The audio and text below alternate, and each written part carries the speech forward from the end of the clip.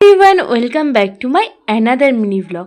দিনটা ছিল সরস্বতী পুজোর সকালবেলা। ঘুম থেকে উঠে সকাল সকাল হলুদ তেল মেখে স্নান ধান করে রেডি হয়ে নিয়েছি। আমাদের বাড়িতে যেহেতু পুজো হয় না, পাশের একটা বাড়িতে সরস্বতী পুজো হয়, সেখানেই আমরা প্রত্যেক বছর অঞ্জলি দিই। তৈরি হয়ে চলে গেছিলাম সেখানে। আর এবার ওখানে পুজো হয়েছিল অনেক সকাল সকাল, প্রায় 7:30 নাগাদ। ওখানে গিয়ে পুজো কমপ্লিট করে চলে এসেছিলাম বাড়ি।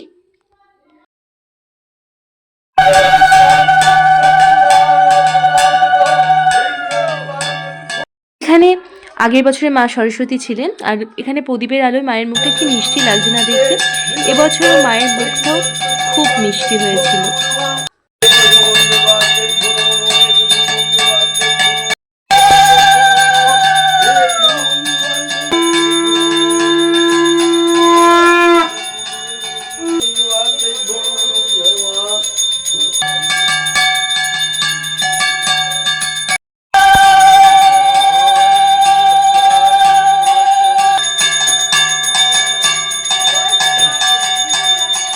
শেষে অঞ্জলি দিয়ে আমরা মায়ের কাছে প্রণাম করে চলে এলাম বাড়ি। এসে আনির একটু রাগ হয়েছিল, সেই রাগ ভাঙিয়ে আমরা খাওয়া দাওয়া করে রেডি হতে শুরু করলাম সরস্বতী ঠাকুর দেখতে বেরোবো বলে।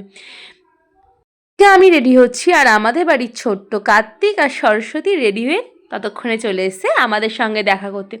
দুজনকে কি মিষ্টিটাই না লাগছিল, মনে হচ্ছিল দুটোকে ধরে একেবারে চটকে দিই।